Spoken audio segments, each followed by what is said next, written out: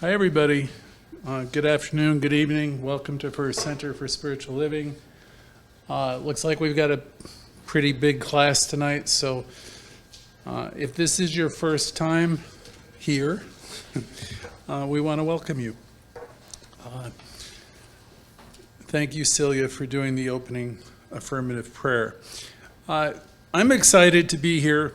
We're here every Thursday night. We're teaching some aspect of the Louise material that came from the book You Can Heal Your Life. Most of you know that book became an international bestseller. I'm told that over 100 million people have read it. I know that 65 or 6 million people purchased the book.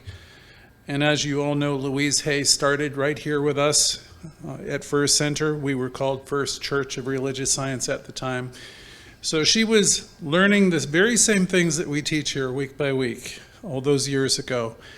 And she's impacted the New Thought movement perhaps like no other person in modern times.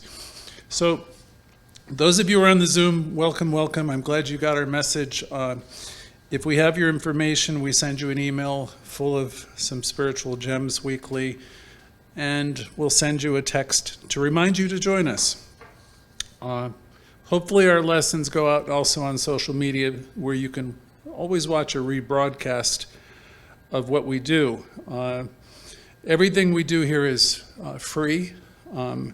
We do have a membership, a virtual membership for only $50. If you'd like to join our community, you can send us a message.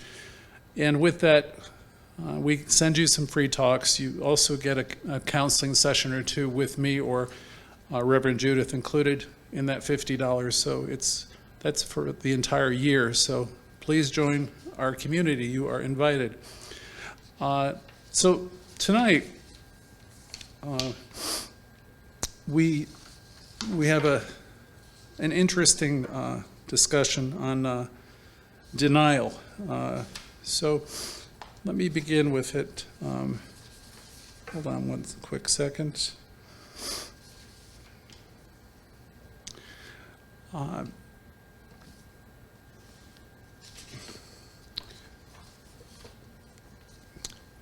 When I came into religious science, I came earlier from a 12-step program, and there was the mention of denial, and it was said that we have the disease of denial.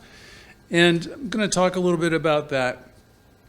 My life, of course, like yours, is a projection of what it is that I have within me. So we're going to look at what we have within us a little bit tonight to see if there's any areas that we're still maybe not clear about. You've all heard the expression before, if you snooze, you lose, right? I know I've heard that all my life. If I'm unwilling to move, or if I'm unwilling to move forward, then I'm going to be losing. Life is always new and it's always giving us opportunities, but if I stay stuck, the best things of life, I'm going to miss out on a lot. Louise Hay would say we have patterns buried within us, like old tapes or old beliefs. And these patterns will play out over and over again in our life until you address the pattern, you deal with it. There was an old-time minister from Florida who would say, same song, different verse, a little bit louder and a little bit worse. And what she was trying to talk about is we have these tapes, it's like old ideas, and really it would do us a lot of good to take a look at some of these old beliefs.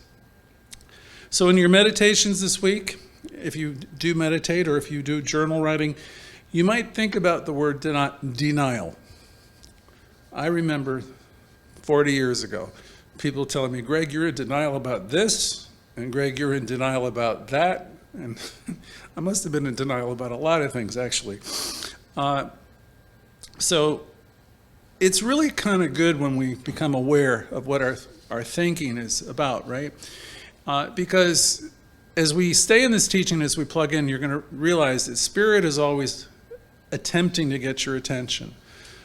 Emerson used to say it's wooing you, in fact. So And he also said the dice of spirit or the dice of God are always loaded. And that to me was a scary idea once upon a time, but the idea behind it is the universe is providing you with feedback. You have an internal guidance system. So when you know you're messing up, you know you're messing up.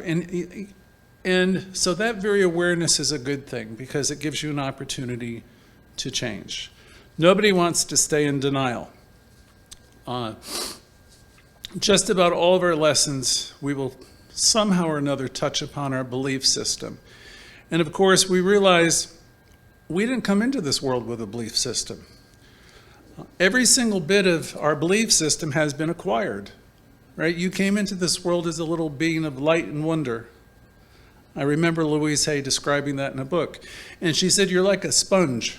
I have a sponge here on this table to help me turn the pages of the lesson. Well, we come in like a sponge and we absorb everything. And we're brilliant little beings of God, individualizations of life, and we're so intelligent and so brilliant.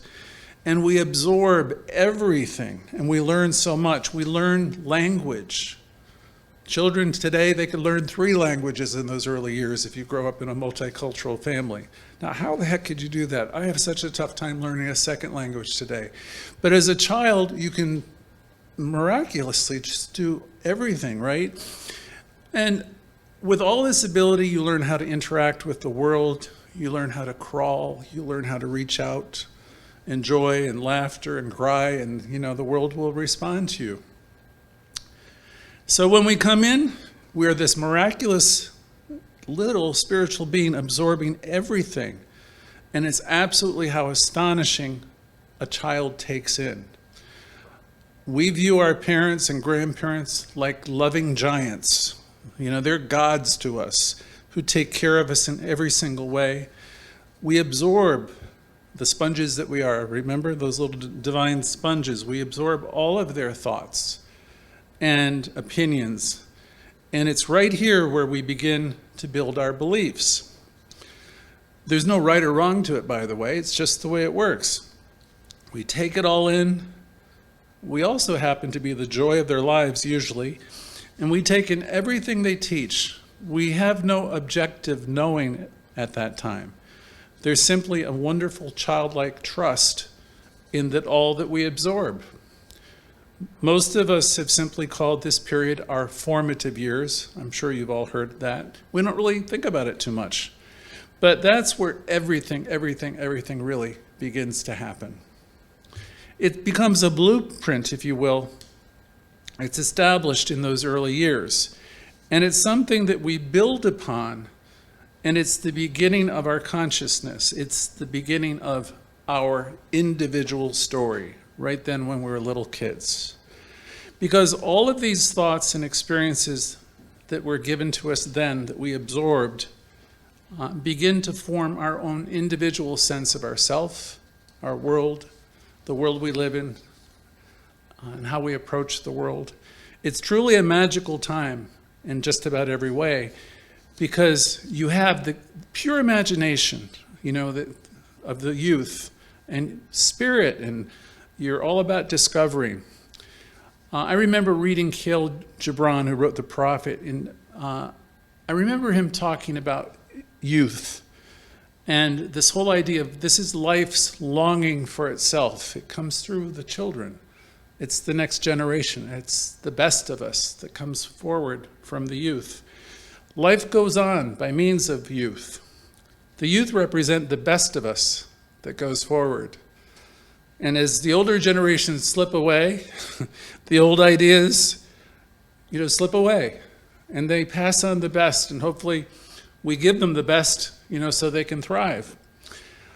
The adult has the responsibility of loving and nurturing these little spiritual beings so that they get the best possible start, the best foundation.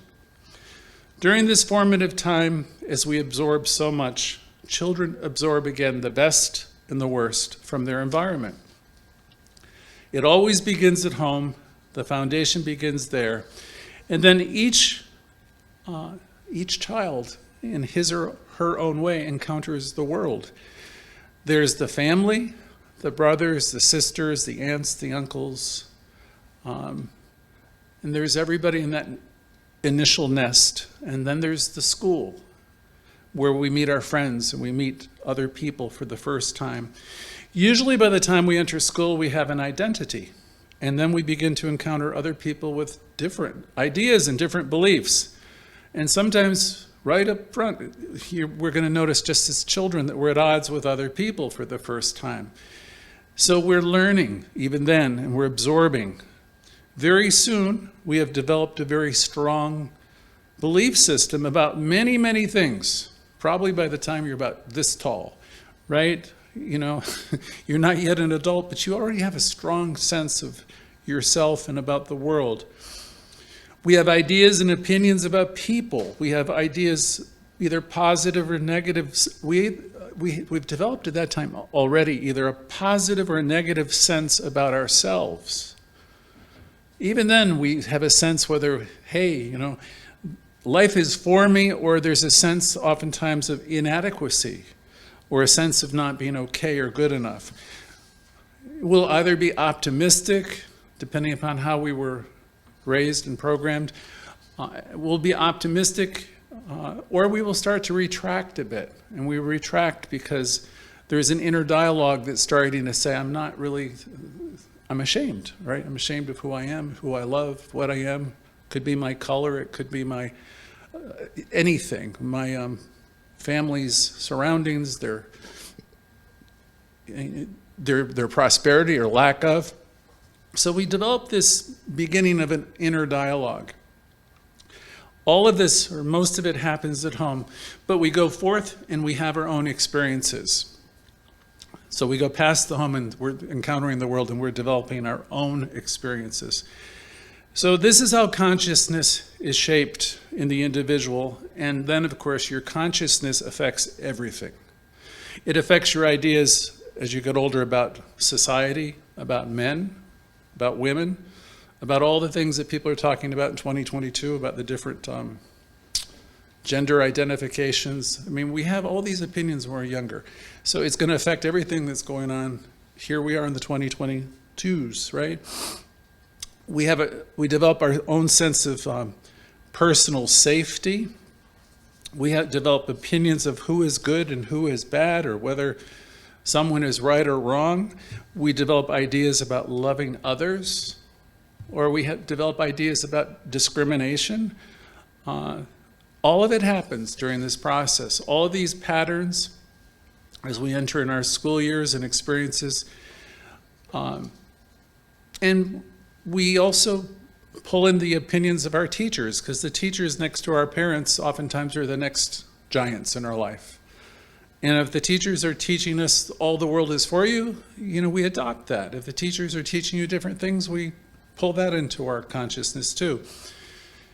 So as adults, it's always good to reflect back a little bit on what it was like for you as a child, because this is where most of your patterns began to shape up and take form. Sometimes we have a tendency to paint our childhood through rose-colored glasses. I know I do. I tend to remember the best that my parents gave me. That's what I do, because they were great in their way, and they offered so much. We have a tendency, though, to forget where we had experienced pain, or where we felt rejected, or if there was dysfunction or terror in the family or any of that. We don't bring that to mind usually right away. We don't like to. It's painful. We might have quite a bit of denial within us in terms of what happened to us. It's just like, I don't want to go there, I don't want to look. But the thing is, those patterns live out within us over and over again. So it's important to be mindful of the truth of what happened. I always remember my parents in a positive light. As I said, they gave me a lot of positive messaging. They were both incredible in so many ways. I tend to forget the ugliness, unless I'm doing a lesson like this. I tend to forget the dysfunction that was in the family when I was very young and how that impacted me. Nobody really likes to go there, but if you do, it might help you understand yourself better. you might discover some of the patterns that still are in operation to some extent within you today. I know most of you on this call have done a lot of work on yourself, so maybe some of those patterns you've already let go of. But for most of us, there's more to do. So this is the reason we speak of these things. If there's any denial in you still, and for most of us there is, the question is, does it still hold you back? Does it hurt you? Probably in some instances, you know it still does. In some cases, even as adults, we're still playing out these old identities and these old patterns. Maybe through your life at different points in time, you acted out as a victim in your own life. Or maybe you find yourself being overly critical. You say, who, me? In my 20s and 30s, I'm critical of everybody. Or maybe we have a tendency to point fingers at people. We're blaming a lot. Maybe we judge too much. No matter how hard we try, we're in these relationships where we don't feel like we're good enough. So where do you suppose all that comes from? You know, it's not true. I mean, you're a child of God. You're really the whole thing. Dr. Barker would say, you are the whole bit. You are the thing. But you don't act like you know that you're the thing. So remember, you're like this little sponge, and you've absorbed a lot of stuff. And to transcend all that requires some effort and putting a spotlight on it. Jacqueline Small wrote a book. There's a line I remember. She said, all our battered places need to come to light. So we don't want to be in denial, right? We want to release the need to be in denial. So that's the subject for today. Oftentimes, if you do your meditation, you can meditate on that subject and see what comes up for you. You know, what am I in denial about, right? People who study metaphysics ultimately understand a few things. First, you're going to come to the conclusion ultimately, if you stay with us, that you're creating your own life, plain and simple. You're going to come to the understanding, if you're studying this teaching, that you're creating your own life week by week, minute by minute. Nobody's doing it, you're doing it. So we will increasingly understand that we are the authors of our own experience. You know, said another way, Louise Hay would say we're each 100% responsible for our lives. So no matter what the patterns were that you had when you were growing up, whether it was dysfunctional or no matter how loving, the person who has the responsibility now to step out of those patterns and negative programming would be you, and would be me in my case. So most of us have a sense when we come together in our gathering and we share afterwards, we know that we're creating our own lives. And we also know whether we are creating an affirmative life, a life that's working for us, or whether we're creating a life that's causing us pain and suffering, a life that's working against us. So we will teach you, Ernest Holmes taught, Raymond Charles Barker taught, Louise Hay taught, that you have the power to create your own life experience. And that furthermore, you are creating your own life experience. Every thought you think is creating your future, moment by moment, day by day. If you grew up in a family like I did, it was a Catholic family. Okay, so everybody's got a family with stuff, right? Mine happened to be Catholic. And there was a whole bunch of stuff that was taught to me by the nuns, because I went to Catholic school. We had Mass every morning. Naturally, I absorbed all kinds of beliefs about God at that time. I'm sure everybody here went through their own experience. It could be through temples, or it could be through religious training. You might not have had any of that program, in which case I personally think you were lucky. But for me, I quickly learned the messaging that was given to me as a child. And it was very simple. God was all powerful. And then I was told all loving, and could and would judge me at some point in my life, and I would be directed to heaven, or I would go to another place for eternity. So God loved me, and God also could punish me, and my role was to keep seeking forgiveness and all of that. So there's a lot of things that were presented to me when I was a kid. I was probably 6 years old, and a lot of it was very contradictory. It's an awful lot to take in. Eternal hell, eternal damnation, born in sin, all that stuff by the time I got my first communion and all of that. The thing is, I didn't question all of that, right? And nor did any of us. I was 6 years old, 7, 8, 9 years old. And I was going to Mass every Sunday and going to confession. And I'd be always hearing the Word of God that was written in a Bible. I didn't understand when I was 6, 7, or 8 that the Bible was written by dozens and dozens of people over many, many hundreds of years and translated 2 or 3 languages before it made an English translation. I couldn't have understood that the New Testament had many chapters and only 4 made the cut. I couldn't have understood any of that. Back in the 50s and 60s, many of us were taught that everything in that book was the Word of God, and we would bless ourselves every time we heard it read. So no matter whether you came from that kind of tradition or any kind of tradition, if you got any of that kind of programming, that's an awful lot to put on any kid, any wonderful child of God, any person who is in fact an individualization of God itself. Did our parents intend to hurt us? No, of course not. As a child, at least in my case, I just accepted it, and I needed to do many things to be acceptable to this God. Well, in our teaching, we start out by telling you, you are okay from the beginning. You are wonderful. You are, in fact, an individualization of this God source. From the very moment, you could never do anything to become better because you are divine in your own right.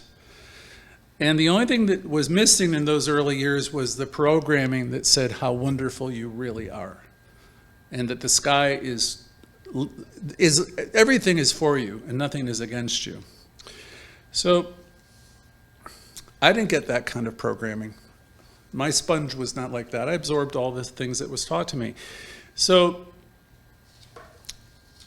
as a kid, I was taught there was original sin and that I needed to be baptized, and ultimately, thank God, I found this teaching. And much like Louise Hay says over and over again, you are a child of the universe. You're a child of the Most High, you're a child of God, and you're whole, and you're complete.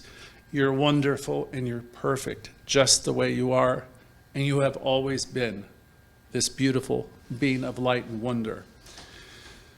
Now, so some of you will say, but Greg, I was raised with so much stuff. There was scarcity, there was violence, there was anger, there was this and that. And you know, and truly, people grow up in families where there's a mixture of love and there's a lot of dysfunction, and our parents always were doing the best they could. Unfortunately, the information that was passed on to all of us have been passed on by people that loved us, and they passed on the best of what they knew at the time. I can remember very well my grandparents saying things that I thought were completely crazy. And I remember my mother just shaking her head. You know, that was her parents. And I can remember a couple years before my mother passed away, and she said, you know, we were children when we were raising you ourselves, early 20s. And she said, if we knew better, we would have done better. You know, so, you know, every older generation passes on to the next generation the best of what they have. And gratefully, my parents were far more expansive than my grandparents, and a lot more expansive than many of the people I knew. Most of us have had a past that has impacted us. And if you think about denial this week and some things, you know, these places that you don't like to look at, it'll help you to unlock some of these things. When we do affirmative prayer, we do spiritual mind treatment, we proclaim that I am one with God, I'm one with life, and I'm supplied and supported. I'm prosperous, I'm loving, and I'm good. Anything that is the opposite of that comes right back at you if you don't believe it yourself.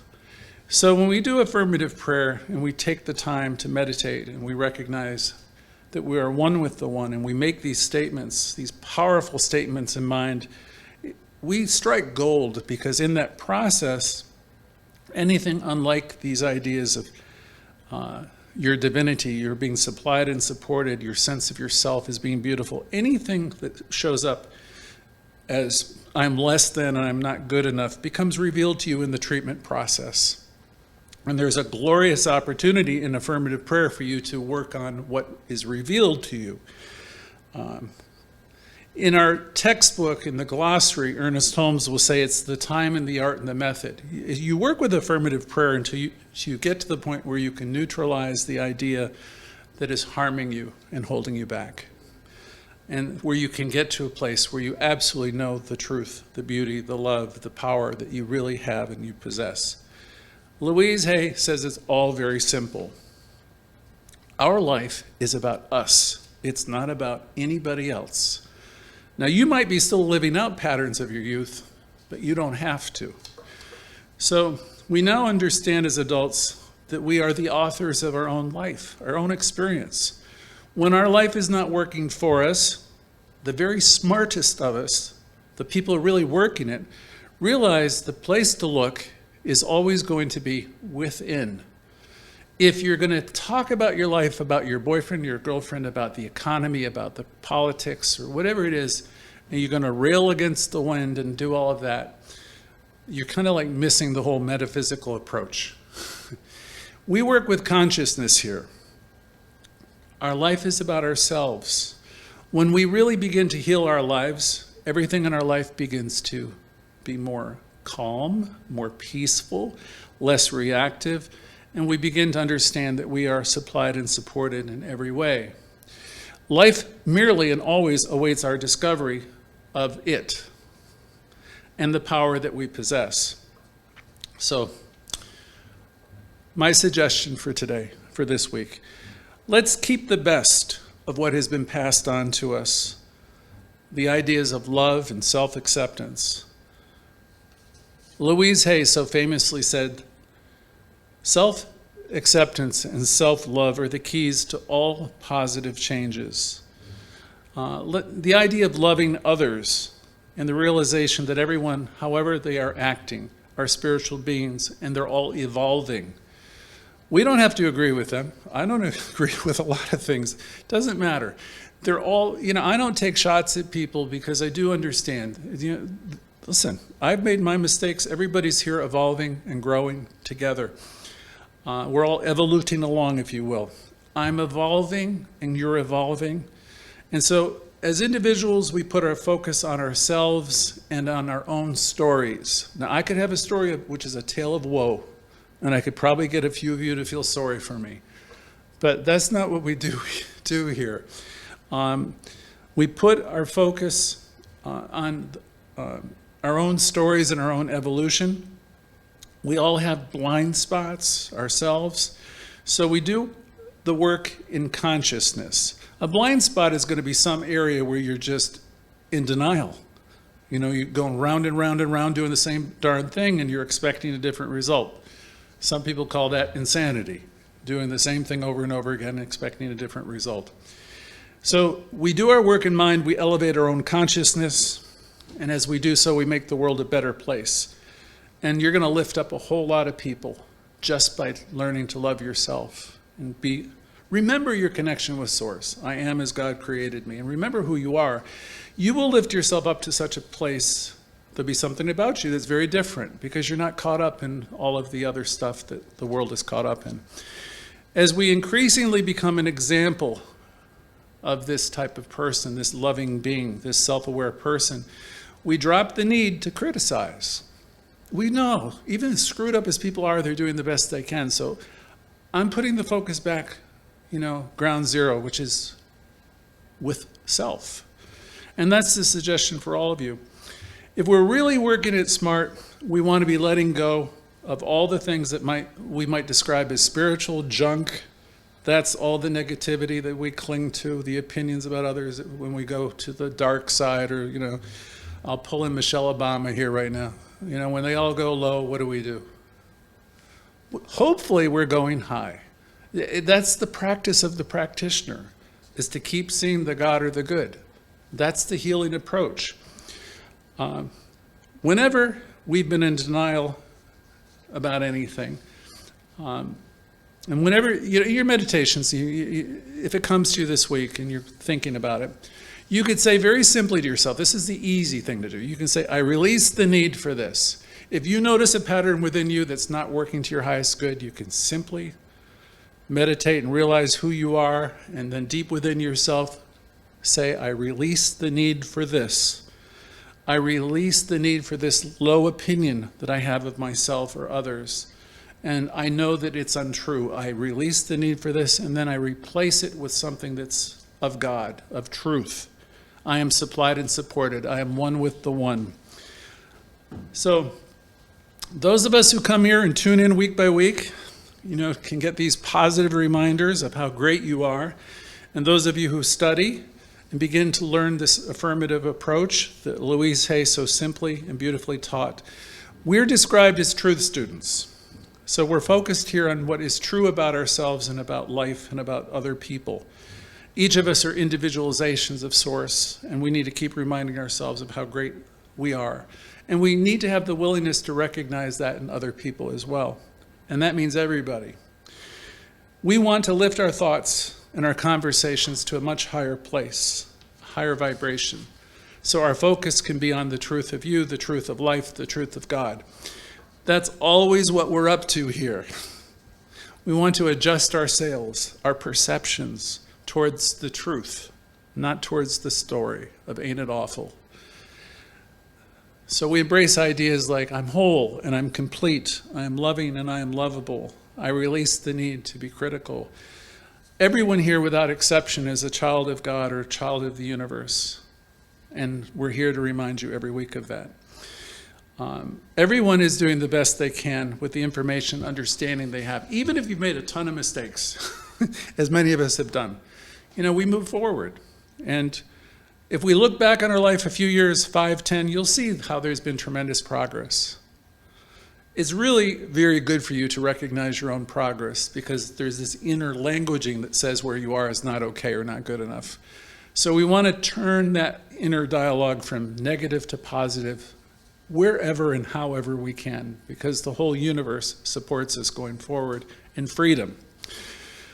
Those of you who have discovered this teaching have discovered one of the greatest gifts that have ever been around. It will tune you into the fact that you have incredible power at your disposal as you learn to use spirit. The gifts that we could call them superpowers in this day and age, right? That's what all the movies have. You have super abilities and superpowers. And what it is realizing that we are of God. We are of spirit. And we have power. We are the ones. We have the power to change our lives, to improve our lives. We know that life responds to us. We want to release any area where we are in denial. We want to release any negative story that we're holding about ourselves or anyone else. And we want to remember always that life is responding to us. So we choose to focus on the best thoughts and about the best ideas about others. We release the need to go towards gossip and tearing people apart. The kingdom of spirit, or God, if you want to say it that way, it's not only at hand, it operates in you and through you. It's done unto you as you say and as you believe. So I want you, each of you, to lift it all up to a much higher level so you can operate from that level and that vibration. What we teach has been called the best kept secret of the age, because everything that you need, you have already. We take a journey. It's a journey without a distance. The kingdom, if you want to call it that, the power resides within you. Spirit in you, operating through you. You know this. Anybody on this call knows that they have this power to use. Or if you're hearing it for the first time, I'm really grateful you're here, because I'm going to tell you, you have so much power at your disposal. You only need to learn how to engage it and to let go of all the other stuff. Let's release the need to be in denial about many things that we have been in denial about. Let's honor our families and everything that everyone has taught us, but let's know that we were meant to go forward. Life is always going forward, and it goes forward by means of you and your consciousness. You are an individualization of life itself. So you have power to use. I hope you're using it wisely. We have a relatively brief time on planet Earth, by the way, and we have the ability in that time to create really outstanding and wonderful lives. We have the ability to touch people in wonderful ways. During this brief time, you can create a lifetime of good and a lifetime of prosperity and good works for yourself and all the people that you love. If you stay bound in all these old beliefs and resentments of any kind, if you stay in denial about people, places, and things, then you're never going to experience the wonderful life that's always been waiting for you. You know? You have what it takes, I'm going to say that as I close, to transcend anything and any story that you've been nurturing for all these years. You have what it takes to transcend any sense of being wrong or not good enough. You have what it takes to fly. You have the ability, really, if you want to get past your past and where you can see yourself as good and wonderful.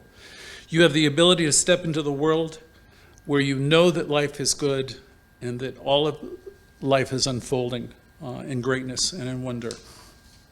You can heal your life. We talk a lot about these ideas in our classes. We talk about the belief system that we have. We talk about the stories that we have. So it's time to consider releasing the stories, releasing that which is not life-giving.